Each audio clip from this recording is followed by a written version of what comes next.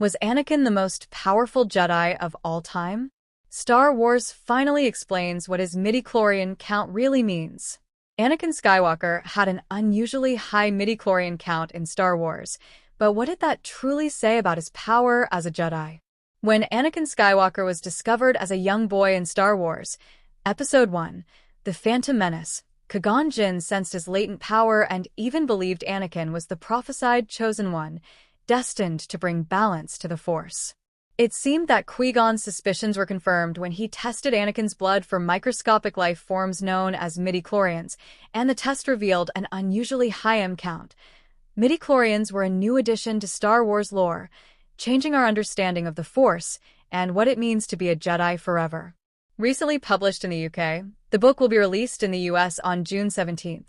Star Wars, The Acolyte Visual Guide by Pablo Hidalgo states, "These microbial symbionts inhabit the cells of all living beings and are a reliable marker for potential. Greater concentrations indicate greater sensitivity to the Force." The key word there, however, is potential. Did Anakin ever truly live up to his? As the Force binds the galaxy together, it makes sense that midi-chlorians are found in every living being. All creatures, people, and other life forms are connected by the Force, and the Force speaks through the midi-chlorians, allowing certain individuals with a higher M count to tap into its power. The higher the M count, the bigger their potential. That doesn't mean they're inherently more powerful than other Jedi, though. It simply means a Jedi candidate with a high M count has a chance to become more powerful than their peers.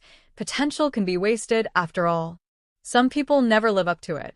As multiple Star Wars stories have shown, using the Force is like using a muscle. The more you train, the stronger you become. If you let your connection falter, you can become less powerful. Too, famously, Anakin's midi-chlorian count was the highest ever recorded in Jedi history.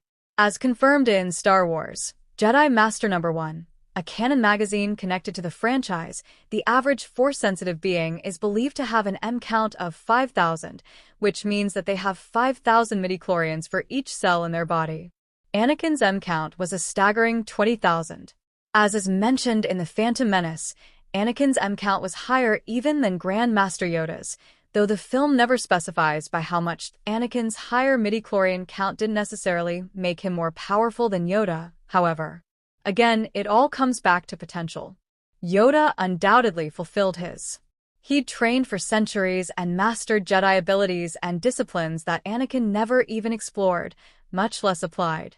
In the Star Wars prequels, for example, Yoda was able to deflect Count Dooku's and Emperor Palpatine's Force lightning with his hands. That's not a technique Anakin ever mastered, of course. One could argue that being able to use certain powers doesn't make one Jedi inherently more powerful than another, either.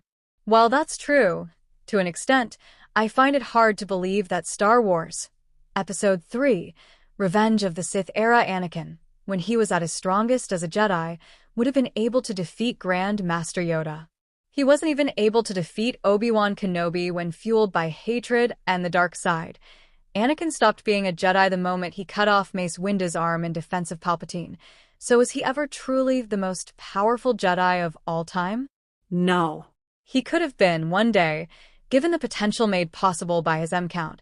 If he hadn't fallen to the dark side and lost his duel to Obi-Wan on Mustafar, Anakin never fulfilled his true potential as a Jedi.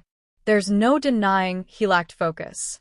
Though Anakin had many great qualities as a Jedi, including his capacity for compassion, he was also arrogant, impatient, and reckless. He was blinded by his love for Padme Amidala, overwhelmed by grief for his mother, and torn between his relationships with Ahsoka Tano, Obi-Wan Kenobi, and his duty to the Jedi Order.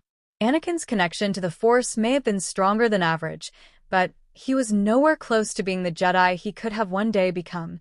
If he'd been able to overcome all those obstacles, if he'd chosen to remain a Jedi, Anakin may one day have fulfilled his true, astounding potential. Sadly, though, after his near-death experience on Mustafar, Anakin's potential was diminished even further.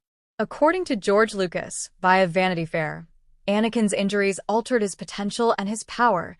If a person's midi-chlorian count grants that individual their level of potential force sensitivity, and midi-chlorians are found in a living being's cells, it makes sense, in a twisted way, that Anakin's potential would be impacted. After Obi-Wan cut off his limbs, Anakin became more machine than man. That must have affected his connection to the Force. Darth Vader was still undeniably powerful, but as it turns out, Anakin Skywalker was his own worst enemy.